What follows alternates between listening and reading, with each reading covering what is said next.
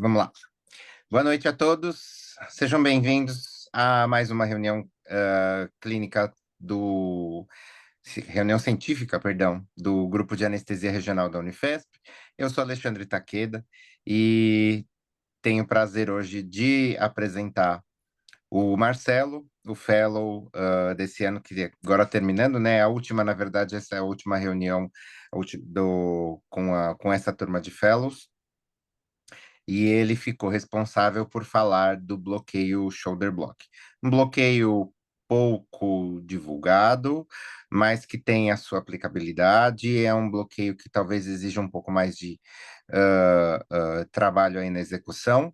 E aí o Marcelo vai tecer os pontos importantes. Então, Marcelo, a palavra é toda sua.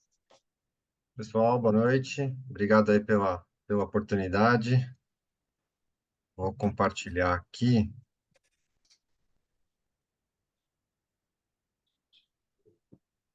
Apareceu, Taqueno? Apareceu. Aqui o pointer. Tudo certo? Tudo certo. Bom, pessoal, boa noite. Eu sou o Marcelo, sou o fellow que vai estar terminando essa última semaninha aí do nosso calendário de fellow e residência médica. Então, só antes de começar a aula, queria agradecer aí por todo o pessoal da equipe da Regional Unifesp. Foi um ano de muito aprendizado para mim, em vários sentidos aí, mas claro que na parte da anestesia regional, principalmente, né? Então, só agradecer todo mundo, principalmente o Taqueda, o Henrique e o Vitor, que eu tive mais contato aí por seu dia, mas de qualquer maneira, sou muito grato a todos vocês, foi um grande aprendizado que eu tive esse ano. Então, fica aí meus agradecimentos e um abraço e um beijo para todos. Mas, voltando para a aula, vamos falar hoje do shoulder block, como o Takeda introduziu. O shoulder block, ele nada mais é do que um bloqueio combinado, ou seja, não é o bloqueio de um nervo isolado. É um bloqueio que a gente vai ter que bloquear tanto o nervo axilar. Aqui, às vezes, algumas pessoas confundem a via axilar com o nervo axilar, mas são coisas totalmente diferentes. Existe o nervo axilar, que é um ramo direto do nosso braquial, tá? Junto com o bloqueio do nervo supraescapular. Então, a gente bloqueando o nervo axilar e o nervo supraescapular isoladamente, a gente vai formar aí o que a literatura diz de shoulder block. Esse bloqueio ele é considerado um bloqueio poupador do nervo frênico.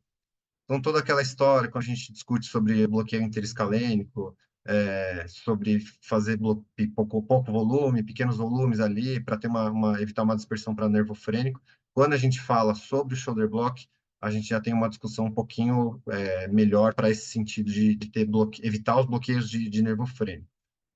E aí, por conta disso, o perfil de paciente que a gente vai ter, que esse bloqueio vai ter uma aplicabilidade um pouquinho melhor, é, justamente para evitar, né, esse distúrbio de ventilação, são aqueles pacientes pneumopatas, ou seja, os pacientes que apresentam ali uma DPOC, pacientes que têm uma contusão, um trauma importante pulmonar, ou que apresenta já sabidamente uma paralisia do nervo frênico contralateral ao lado que a gente vai bloquear.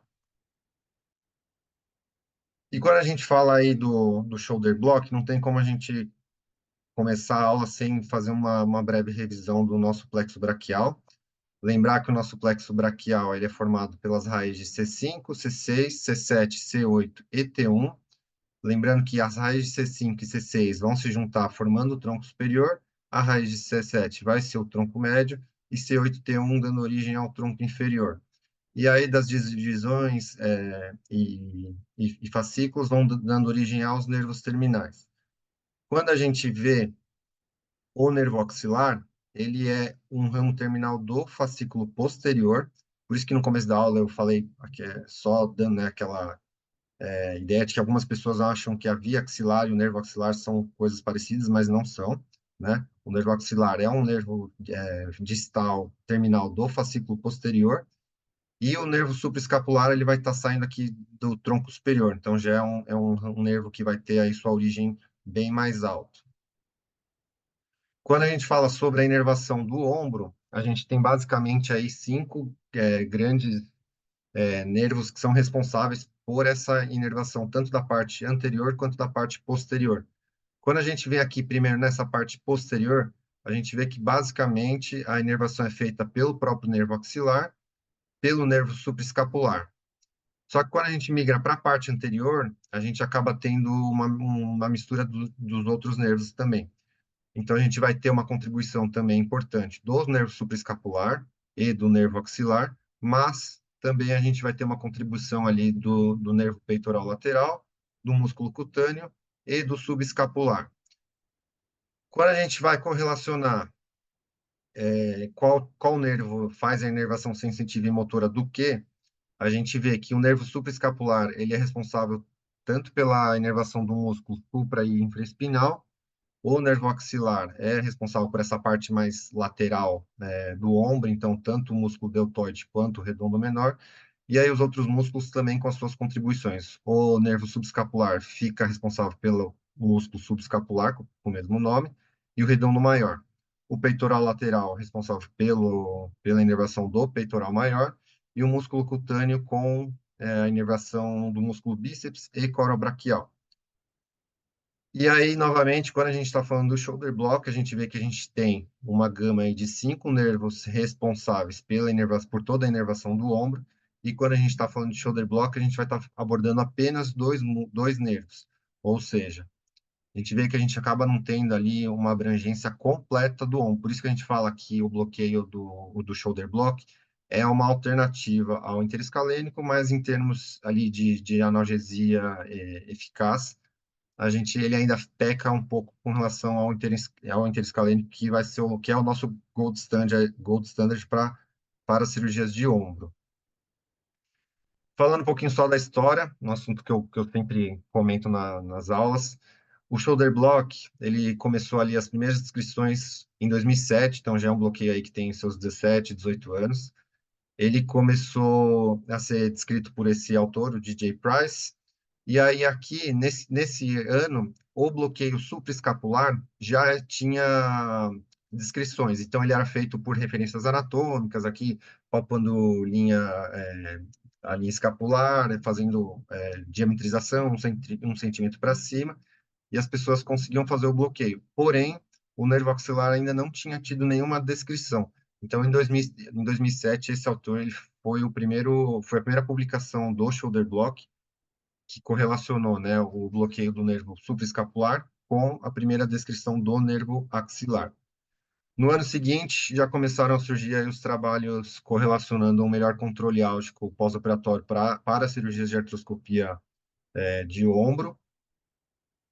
E atualmente, como eu comentei, a gente tem artigos que citam aí que a via interescalênica é o nosso padrão ouro, é a nossa abordagem padrão ouro para esse perfil de cirurgia de artroscopia, cirurgias de ombro como um todo, justamente por essa discussão, porque o ombro, se a gente for levar e estudar toda a inervação, a gente vê que são cinco nervos, mas o shoulder block acaba só contemplando ali o nervo supraescapular e o axilar, e acaba deixando ali de lado o subescapular, o peitoral Já lateral foram? Já. e o músculo cutâneo. E quando que a gente vai fazer? Bom, basicamente, quando o bloqueio interescalênico não for indicado, então justamente nesses pacientes pneumopatas, pacientes de trauma pulmonar, como uma alternativa a esse bloqueio interescalênico. Então, cirurgias de artroscopia de ombro, cirurgias abertas de ombro, e também uma abordagem mais para o pessoal que faz a parte de intervenção, que tem ido um pouquinho mais com os pacientes de dor crônica, que são abordagens mais para esse perfil de paciente. As contraindicações acabam sendo relativamente parecidas com quase todos os bloqueios regionais que a gente tem. Então, a gente tem a história de alergia documentada, né, de um anestésico local, o paciente não aceita receber o bloqueio regional, local da punção infectado. A coagulopatia, a gente acaba pesando o custo-benefício, né? São bloqueios que têm punções, têm artérias próximas aos nervos, então a gente tem que pôr aí pesar esse custo-benefício de ter um risco de uma punção vascular inadvertida. E uma outra Contraindicação aqui eu colocaria aqui relativa, que na verdade são cirurgias de ombro que envolvam outros territórios. Então, como eu já havia comentado, cirurgias que forem abordar ali um peitoral maior, é, uma musculatura, um tendão subescapular ali, o shoulder block já acabaria não sendo a melhor indicação para esse perfil de cirurgia. Começando agora a parte propriamente dita dos bloqueios, é, o bloqueio do nervo axilar, a gente vai pegar um probe linear de alta frequência e vai pegar e colocá-lo num sentido sagital entre a musculatura deltoide e essa prega axilar. Quando a gente for fazer a sonoanatomia, é importante a gente observar que próximo ao nervo axilar a gente vai ter essa artéria posterior circunflexa do húmero, que é uma referência sonoanatômica importante para a gente conseguir ver exatamente a referência de onde a gente está, para fazer o agulhamento em plano. E aí a punção a gente vai fazer em plano, com uma punção de cefálico para caudal. É um bloqueio relativamente um pouco mais difícil, porque por conta do posicionamento do ombro, a gente acaba não tendo um apoio exatamente preciso do nosso probe, às vezes ele pode dar uma escorregada. É uma posição que a gente fica com o probe de horizontal e não de vertical. Então, considerado uma punção um pouquinho mais sofisticada. Da nossa solução anestésica, a gente vai fazer ali volumes menores também, então de 5 a 10 ml, no espaço quadrangular próximo à artéria posterior circunflexa do húmero. E quando a gente parte para a sonoanatomia, quando a gente coloca exatamente o nosso probe ali, o nosso probe linear, na linha sagital, entre o deltoide da linha do acrômio e a prega axilar, a gente vai ter essa sonoanatomia. Então, a gente vai ter a musculatura deltoide, entre a musculatura deltoide e o redondo menor, a gente vai ter esse espaço quadrangular que contempla dentro desse compartimento tanto a artéria circunflexa humeral posterior, perdão, e o nervo axilar. E aí, fazendo justamente essa punção de cefálico para caudal com agulha, a gente vai fazer toda a dispersão do anestésico aqui, mais lateral ao nervo do que a artéria. Quando a gente vai falar do nervo supraescapular, a gente acaba tendo dois tipos de abordagens. A gente tem tanto a abordagem anterior quanto a abordagem posterior. A técnica de Mayer, que foi a que eu comentei um pouquinho mais cedo, que era a técnica que era feita por referências anatômicas, ela é considerada a abordagem posterior, tá?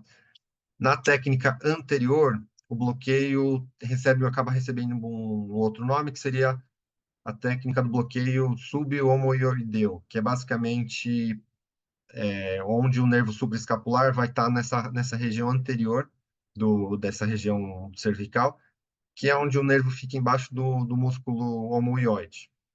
Então, o escaneamento é basicamente o mesmo que o do supraclavicular, então a gente vai ter ali como referência a nossa artéria subclávia, todo o plexo braquial com as suas divisões e troncos, e aí mais superficial e lateralmente ao plexo, a todo aquele emaranhado do plexo braquial via supraclavicular, a gente vai ver um ramo saindo em direção à musculatura homoioideu, o músculo homoioide. Então, o nervo subescapular nessa topografia, ele vai ser sempre o nervo mais lateral e superficial do plexo braquial nessa janela. Nessa abordagem, a gente vai fazer tem também uma limitação um pouquinho menor de volume, a gente faz ali coisas de 5 ml, porque nessa abordagem, como eu vou comentar um pouquinho mais para frente com o artigo, a gente ainda corre o risco de ter um tipo de bloqueio, de dispersão errática ali para o músculo escaleno médio, e ter uma abordagem, um bloqueio do nervo frênico. Quando a gente tem aqui, então, uma representação gráfica, a gente vai ter justamente, né, todo o emaranhado do nosso plexo braquial via supraclavicular, e aí essa topografia aqui, esse raminho do nervo supraescapular indo para debaixo da musculatura homoioide, lembrando, né, é sempre o nervo mais superficial e lateral que vai emergir do nosso plexo, é o nosso nervo supraescapular. Quando a gente tem a abordagem via posterior, a gente vai ter, né, essa topografia do nervo pela incisura supraescapular e pela sua saída na incisura espinoglenoide. A gente vai posicionar basicamente o probe ali na região posterior, na região, num terço distal da espinha da escápula, e a gente vai dar um leve tilt anterior para visualizar o fundo dessa fossa supraespinal, identificando novamente o nervo, a artéria e a veia subescapular. Aqui a gente acaba tendo uma permissividade maior com o volume, porque acaba sendo mais difícil de ter essa dispersão errática para ter o bloqueio do nervo frênico, mas como é um compartimento mais fechado também, a gente evita fazer grandes volumes para a gente não correr o risco de ter ali alguma repercussão compartimental, ter uma lesão isquêmica. Então, novamente, o paciente vai estar em posição sentada.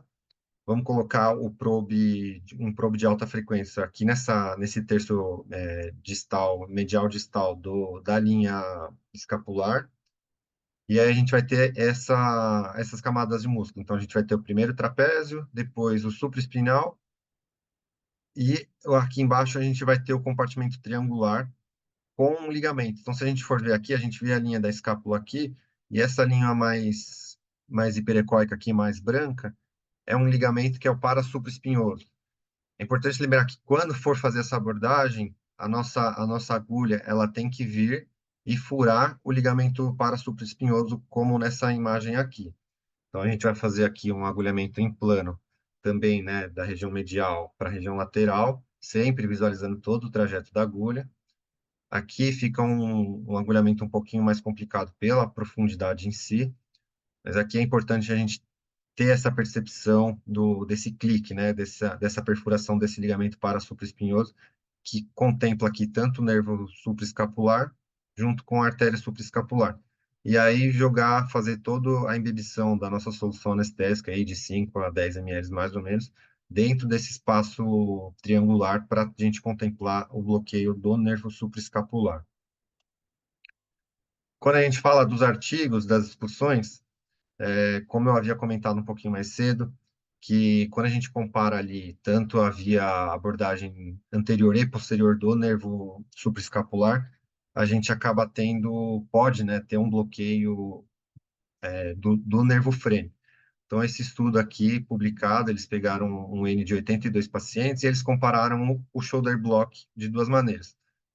Fizeram um bloqueio do nervo supraescapular via anterior, mais o bloqueio do nervo axilar, e também o outro grupo foi o bloqueio do nervo supraescapular via posterior com o nervo axilar. Fizeram ali um volume de 10 ml, e o desfecho primário desse estudo era avaliar o bloqueio hemidiafragmático parcial ou total através da ultrassonografia. Então, fizeram o bloqueio através do ultrassom, faziam ali uma varredura de janela diafragmática, o antes e depois, e aí eles queriam saber se houve ou não diminuição dessa mecânica ventilatória baseado em valores do diafragma. Eles consideraram um bloqueio hemidiafragmático, uma paralisia hemidiafragmática parcial, completa ou sem nenhuma. Então, aqui na parcial, eles consideraram um bloqueio parcial de 25% até 75% da diminuição desses valores que eles fizeram com a ultrassonografia, ou um bloqueio completo quando a gente tem mais de 75% desse bloqueio. E aí, quando a gente vai analisar os dados estatísticos, a gente vê que quando a gente tem a abordagem posterior, a gente tem praticamente 98% dos pacientes não tiveram nenhum tipo de grau de paralisia hemidiafragmática ipsilateral ao bloqueio, mas quando a gente vai para a abordagem anterior, a gente já vê que a gente começa a apresentar aqui uma porcentagem bem maior quando a gente tem um bloqueio parcial do nervo frênico. Então, dos 42 pacientes estudados do grupo via anterior, a gente teve aí 33%, né, praticamente um terço dos pacientes tiveram um grau ali de diminuição dessa mecânica ventilatória, e até 7% um bloqueio completo do nervo diafragma. E aí eles indagam, né? Qual será que foi esses mecanismos possíveis de paralisia hemidiafragmática? No artigo eles discutem que é provavelmente essa dispersão errática que pode ter ali na via anterior, subindo todo o plexo ali, podendo pegar, tendo aquela a dispersão mais para músculo escaleno, contemplando ali, podendo pegar o nervo frênico. Lembrar que a via posterior, apesar de ser tecnicamente mais difícil, né, ela tem essa incidência menor desse bloqueio. Esse outro estudo que eu trouxe, que é uma meta-análise, ele foi incluir esses ensaios randomizados controlados e eles compararam três tipos de bloqueio, né? O supraescapular com axilar, o shoulder block, versus o bloqueio interescalene para cirurgias artroscópicas de ombro. Então, aí nessa meta-análise, eles pegaram aí 10 estudos com N de 641 pacientes, e aí eles avaliaram a intensidade da dor entre o primeiro e o segundo pós-operatório, necessidade de analgésicos adicionais, complicações respiratórias e uma satisfação do paciente. E aí, quando eles levam toda a abordagem do estudo para análise estatística, eles chegaram à seguinte conclusão: que realmente ambos os bloqueios foram eficazes para controle de dor pós-operatória no paciente, mas o interescalênico ele teve uma redução mais importante nessas primeiras 6 horas aí no pós-operatório imediato, justamente reforçando aquele conceito de que o shoulder block, por ser, né, um bloqueio que contempla dois nervos só de toda a inervação do ombro, e o interescalênico acabaria pegando, né, raiz ali, tronco superior, tronco médio, acaba tendo uma abrangência maior de toda a inervação do ombro. Efeitos adversos encontrados, então a gente vê que já, como se esperava, né, as maiores complicações respiratórias foram encontradas nos pacientes do grupo do interescalênico. A satisfação do paciente não teve uma significância estatística, então em ambos os bloqueios, os pacientes não tiveram, a gente não encontrou um bloqueio que seja melhor ou mais satisfeito ou não por paciente. E com relação ao consumo ali de opioide, de analgésico de resgate, a meta-análise colocou que tiveram uma limitação porque tiveram muita dificuldade para quantificar os estudos. Com relação ao shoulder block, é isso. É, acho que uma abordagem só que eu queria comentar a mais, provavelmente alguém já deve ter visto, assim, fazer bloqueio infraclavicular associado ao nervo supraescapular. E aí se pergunta, né, nossa, mas por que que dá certo, né? A gente conseguiria contemplar ali, fazer, né, essa abordagem infraclavicular com o supraescapular, é por conta dessa imagem aqui legal, quando a gente revê aqui todo o plexo braquial, a gente vê que quando a gente faz o bloqueio infraclavicular, a gente vai estar atuando aqui na região dos fascículos. Então, tanto fascículo lateral, posterior e medial, a gente acaba contemplando. Ou seja, para as cirurgias de ombro, né, fazendo ali o bloqueio infraclavicular, contemplando todos os fascículos, fazendo um bloqueio adequado para os três fascículos, a gente acabaria também bloqueando, por consequência, o nervo axilar, o nervo músculo cutâneo e o nervo peitoral lateral. Por isso que algumas pessoas também gostam de associar, né, ao invés de fazer o shoulder block, acabam preferindo fazer essa abordagem infraclavicular com uma abordagem do nervo supraescapular via posterior. É uma técnica também que acho que é válida a gente ter em mente como uma alternativa junto ao shoulder block para essas cirurgias, para esse perfil de paciente, para evitar aí de pneumopatas e tudo mais. É isso. Acho que vou deixar aqui os contatos do nosso grupo. Espero que tenha contribuído aí de alguma forma para quem está aí na aula. Qualquer dúvida é só mandar mensagem, seguir nosso Instagram, acompanhar as videoaulas que são postas no YouTube. E é isso. Deixo aberto agora a discussão, dúvidas. Beleza, parabéns, Marcelo, mais uma vez. Como sempre, brilhantemente ah, apresentando um tema de regional. Eu queria fazer só um comentário a respeito dessa aula, porque, na verdade, é uma coisa que me deixou muito surpreso. Você mesmo falou agora, antes da gente começar, né, a apresentação que a gente estava fazendo dos testes, que o supraescapular já era feito há muitos anos atrás, era feito por referências anatômicas, né? E eu aprendi durante a residência na dor. Não aprendi na parte de regional, aprendi na dor a fazer esse bloqueio. E quando eu precisava fazer, eu sempre fazia por referência anatômica, depois que a gente acabou aprendendo por ultrassom. E engraçado que a gente fazia no ambulatório da dor e ninguém sequer se preocupava se isso pudesse ter bloqueio de paralisia de frênico. Tudo bem que tem aquele trabalho lá. Você está com a tela aberta ainda, Marcelo? Se você Quer que puder, eu vou puder compartilhar compartilhar aqui? de volta, por naquele slide. Esse. Então, eu fico bem curioso de saber como é que isso foi avaliado, de como que é que isso foi visto, porque, na verdade, nunca passou pela minha cabeça que um bloqueio supraclavicular, perdão, supraescapular pudesse ter paralisia do frênico. Mesmo que você falasse em migração, a gente está falando de uma migração muito absurda. O volume, aí é um volume de 10 ml, a gente não está falando de um volume absurdo. Ou esse Uhum, paciente tem uma via acessória do frênico, ou, na verdade, a compartimentalização desse anestésico, ela foi tão perfeita que esse anestésico escorreu, é, só que também talvez não tenha sido feito, e né, ninguém avaliou, eu não sei, eu não li o trabalho. Esses pacientes foram avaliados pré-bloqueio, do ponto de vista de paralisia diafragmática, ou só pós-bloqueio? Porque, e se essa paciente já tinha esse bloqueio? Por alguma lesão, por alguma coisa.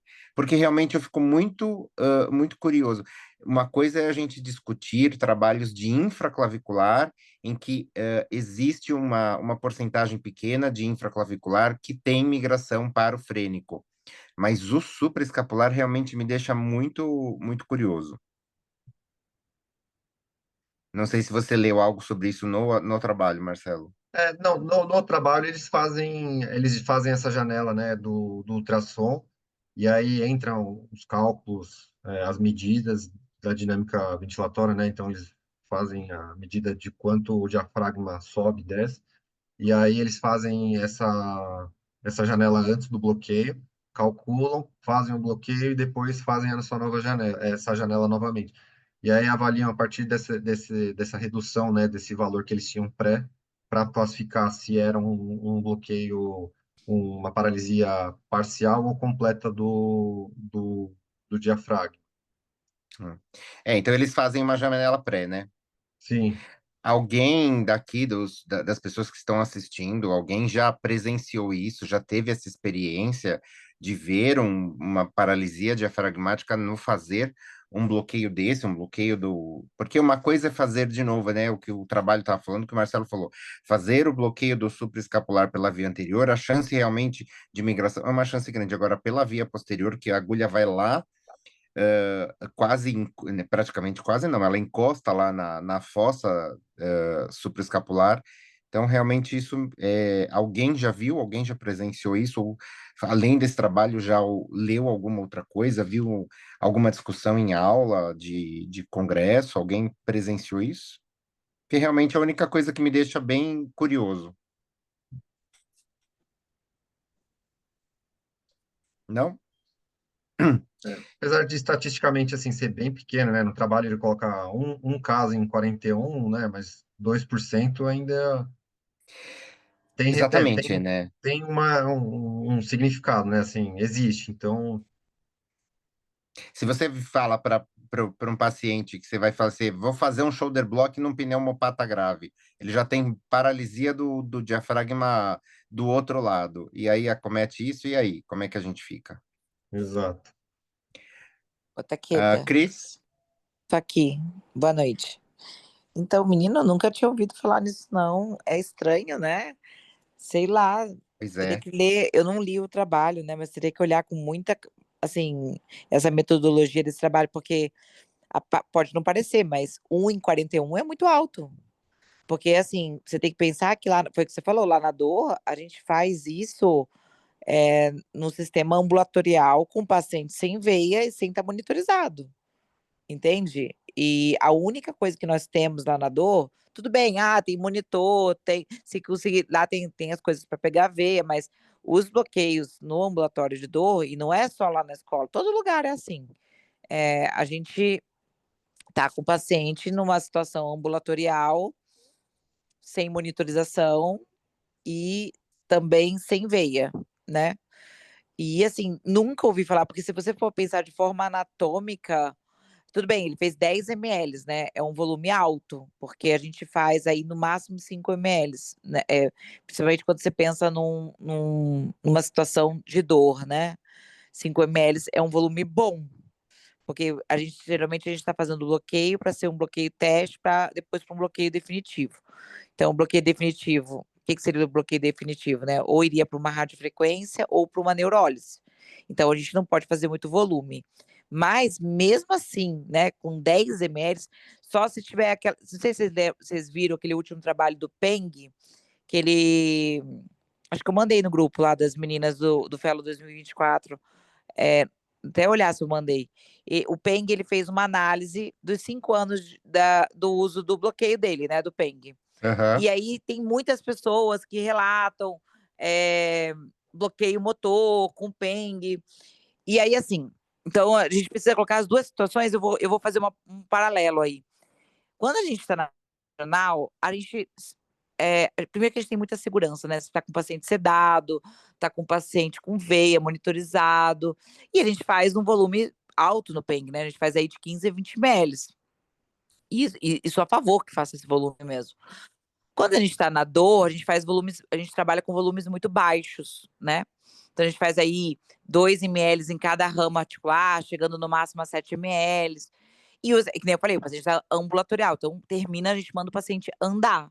E eu vi esse ano, assim, alguns casos de bloqueio motor, né? Mesmo com volume muito baixo. E aí o Peng, ele fez uma avaliação, e aí ele coloca as possibilidades do que pode acontecer, né? Então, primeiro o excesso de volume, e aí faz com que o anestésico local extravase para anterior e acabe alcançando aí o nervo frênico, por isso o bloqueio motor. O segundo é se a pessoa vai com a agulha muito para medial, passa por debaixo da cabeça tendendo pessoas e por face transversales, e agora sim que eu vou fazer a conexão com a aula. E o terceiro, ele fala que algumas pessoas apresentam dentro do músculo do pessoas como se fosse um septo, um septado. E na hora que você entra com a agulha, o anestésico local escorre ali por debaixo, da onde que a gente quer, né? Ali perto da eminência iliopúbica, mas como tem um septo no músculo, esse anestésico local ele pode ir tanto pelo septo do músculo e alcançar o nervo femoral, ou ele retornar pelo caminho da agulha. Então, assim, fazendo um paralelo com essa situação de um bloqueio motor, com um bloqueio frênico ainda, que, meu Deus, o frênico ainda está mais alto que a raiz C3, C4, você teria que pensar que esse anestésico local, num volume aumentado aí de 10 ml, ele pode ter extravasado pelo caminho da agulha, né?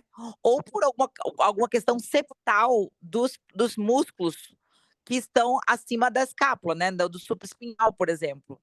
E mesmo assim, gente, se vocês forem pensar que é super profundo, né? Então, quer dizer que ele extravasou e ainda veio para a região anterior, né? Ou seja, ele fez o caminho do nervo. Porque só pensando dessa forma, para você pensar que esse anestésico local subiu e ainda pegou ainda uma, como é que se diz? Pegou ainda um ramo tão alto como o do Franco, entendeu?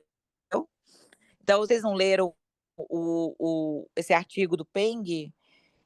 Leiam, porque ele justifica dessa forma para as possibilidades de caminhos que o anestésico local possa ter feito, entendeu? Meninos? Realmente, a gente fica cada dia que passa, a gente fica surpreso como as coisas na medicina conseguem surpreender a gente, né? É por isso que eu sempre falo para todo mundo, nada na medicina pode ser 0 ou 100%. É verdade.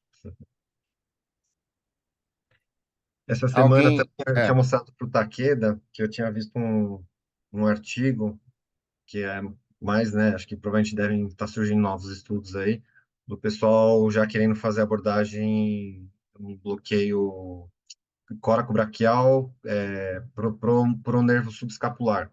Então, assim, talvez aí um shoulder block no futuro é mais uma alternativa para tentar, né, um bloqueio que surge aí nos próximos anos, tentando pegar essa abrangência um pouquinho maior do shoulder block, né? Então, já contemplando aí o nervo subescapular e o axilar, quem sabe aí um subescapular não surja nos próximos anos.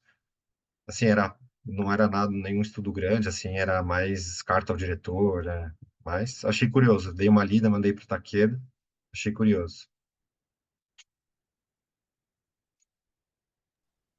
Sempre tem gente querendo expandir, tentar melhorar, né, inovar técnicas, porque imagina se a gente chegasse numa situação ótima, que a gente sabe que não é impossível, mas também não é uma coisa fácil. Chegasse numa situação ótima que todo e qualquer nervo do corpo pudesse ser feito um bloqueio isolado, guiado por ultrassom.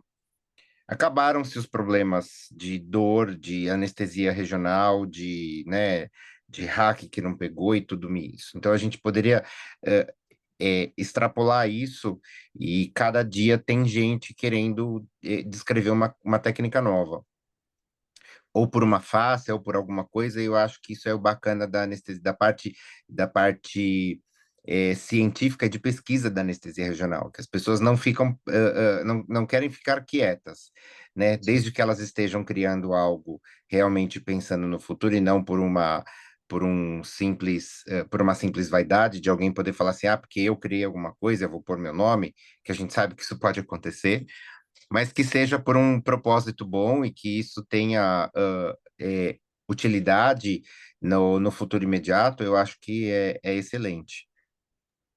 Gente, eu vou interromper de novo. Na dor, a gente faz o ramo do peitoral lateral e do subescapular. É que assim, na dor a gente faz, principalmente quando a gente está fazendo bloqueio teste, para ir possivelmente num segundo tempo é, fazer neurólise, né? Ou fazer radiofrequência. Mas assim, como eles são nervos secundários, digamos assim, né? É feio falar secundário, mas não são os principais, né? Acaba que no contexto de anestesia regional ninguém coloca, mas já tem, né? Então os meninos fazem lá.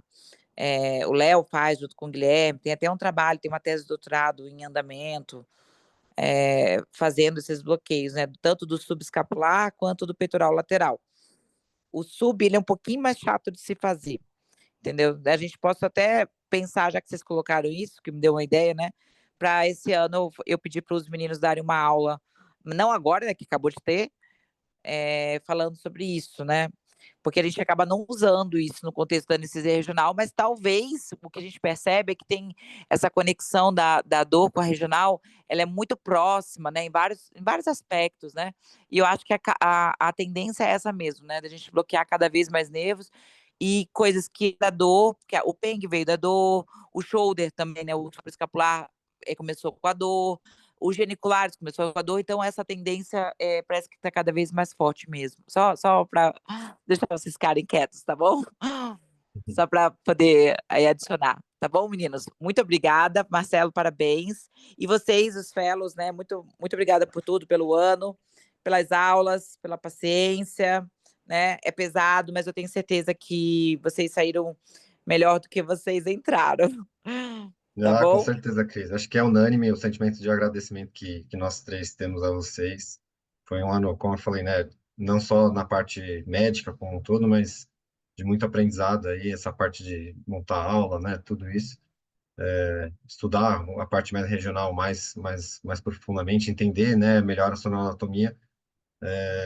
E a gente só tem a agradecer aí ao período que a gente teve aí na casinha com vocês. E é isso. Tá vendo, Giovana? Olha o que te espera, Giovana. Cadê a Giovana? Tô animada. É. Que do início, quando você vai montar a aula, né? Eu lembro que eu demorava um mês, até mais, para parir uma aula. Depois você fica mais esperto. Mas é assim mesmo. Então é isso, pessoal. Marcelo, mais uma vez, parabéns. Parabéns não só pelo seu ano, como parabéns pela aula. E não esqueçam de seguir a gente nos canais oficiais, né, do YouTube, do Instagram. Avisem os colegas que em breve essa aula estará disponível. E uma boa noite a todos. Boa noite, Boa pessoal. noite. Valeu. Beijo, obrigada. Tchau, tchau. Beijo.